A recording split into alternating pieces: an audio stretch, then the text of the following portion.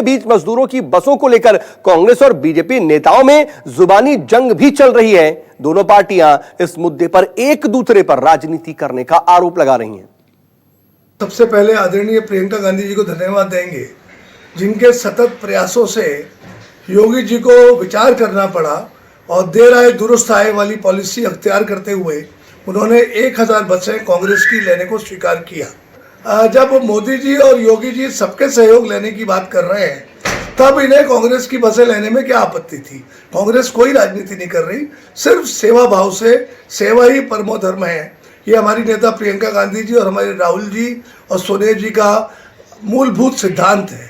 ये समय राजनीति करने का नहीं है। पिछले 1.5 महीने से बार बार कहा जा रहा है कि बसों की व्यवस्था करिए। ये तो आपकी नैतिक जिम्मेवारी आपकी और आपकी सरकार की बनती है कि जो लोग पैदल चल रहे हैं यूपी के बॉर्डर के अंदर, उनको यूपी रोडवेज की बसें दें और उनको गंतव्य स्थानों पर पहुंचाएं। चूंकि वो आपके वोटर नहीं है, इसलिए आपको उनका ध्यान नहीं है। कांग्रेस पार्टी और प्रियंका वाड्रा कुछ नहीं, एक श्रमिकों की हालत को पॉलिटिसाइज करना चाहते हैं। ये सोचने का विषय है कि ये बसें कहाँ से ली जा रही हैं। ये राजस्थान और पंजाब से ली जा रही हैं। ये बसें जब आप राजस्थान और पंजाब से ले रहे हैं तो वहीं पे आप उनको देते, अपने मुख्यमंत्री को देते, नहीं आप उत्तर प्रदेश भेजते। और उत्तर प्रदेश भी आपने जब भेजा तो आपने ट्विटर के माध्यम से शुरू करी। आपने कोई एक फॉर्मल अप्रूवल, किसी दूसरे राज्य की बसें जब नए अपने राज्य में आएंगी तो उसके लिए आपको एक सूचना देनी चाहिए। आवश्यकता ये है कि आपको बस की डिटेल और उसकी फिटनेस देनी चाहिए, क्योंकि कल उसी बस में कुछ और हादसा हो जाए तो फिर जिम्मेवारी कौन लेगा। तो इस तरीके से बयानबाजी जारी है, लेकिन इन सब के बीच अब फैसला बदल दिया गया है और 500 बसें गाजियाबाद और 500 बसें नोएडा भेजे जाने की बात कही गई है खुद सरकार की तरफ से। और न्यूज रूम से मेरे साथ हमारे पॉलिटिकल एडिटर रमन कुमार इस पर जुड़ चुके हैं। रमन, अगर हम इसको देखें तो इस पूरे मामले पर राजनीति क्यों हो रही है? अगर मंशा मजदूरों को मदद पहुंचाने की है तो फिर सीधे सीधे मदद की बात क्यों नहीं कही जा रही है? पहले लखनऊ भेजो, फिर गाजियाबाद या नोएडा भेजो, इस तरह की बात क्यों हो रही है? या फिर कांग्रेस भी इसको ट्विटर या सार्वजनिक कर करके ही क्यों बात सामने रख रही है?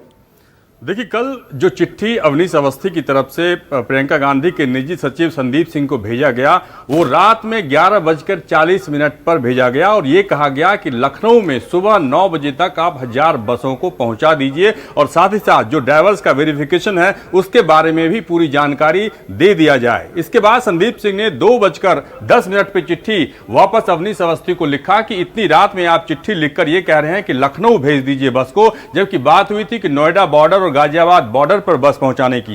इसके बाद अभी आप देखिए सिद्धार्थनाथ सिंह जो कि कैबिनेट मंत्री हैं उत्तर प्रदेश सरकार के, उनको भी इस बात की जानकारी नहीं है कि उत्तर प्रदेश सरकार ने अनुमति दे दी है। उनके बयान के बाद ये चिट्ठी सामने आती है कि उत्तर प्रदेश सरकार ने कहा है कि नोएडा के डीएम और गाजियाबाद डीएम से संपर्क करिए और बॉर्डर पे आप बस पहुंचाइए। लेकिन बस के बारे में जो जानकारी है, क्योंकि बार बार ये कहा जा रहा है कि राजस्थान और पंजाब से ये बस आई है क्योंकि वहां पे कांग्रेस की सरकार है और कई बार सोशल मीडिया पर बीजेपी के कई नेता ऐसे हैं जो सोशल मीडिया पे जानकारी दे रहे हैं कि इन 1000 बसों में कई ऐसी बस हैं जो कि सही तरीके से नहीं चल पा रही हैं, या 407 की बस हैं या छोटी गाड़ियां हैं, वो बस नहीं है। यानी कि आप कह सकते हैं कि जो भूमिका पेश की जा रही है उससे ऐसा लगता है कि गाजियाबाद और डीएम के पास जब सारी जानकारी सामने आएगी उसके बाद भी इसमें देरी लग सकती है। जहां तक ये कहा जा रहा है कि अगर एक्सीडेंट होता है तो उसकी जिम्मेदारी कौन लेगा। कोई भी बस अगर श्रमिकों को एक जगह से दूसरी जगह पहुंचाने के लिए पहले ये बात नहीं मानी जाती है कि उस बस से कोई एक्सीडेंट ही हो जाएगा। ऐसे में कह सकते हैं कि ये एक मामला हाई लेवल पे योगी आदित्यनाथ और प्रियंका गांधी के बीच चल रहा है और इसीलिए अवनीश अवस्थी जो कि योगी आदित्यनाथ के गृह सचिव हैं, उनके द्वारा लगातार चिट्ठी लिखकर जानकारी दी जा रही है। उनके मंत्रियों तक को भी इसकी कोई भनक नहीं लग रही है।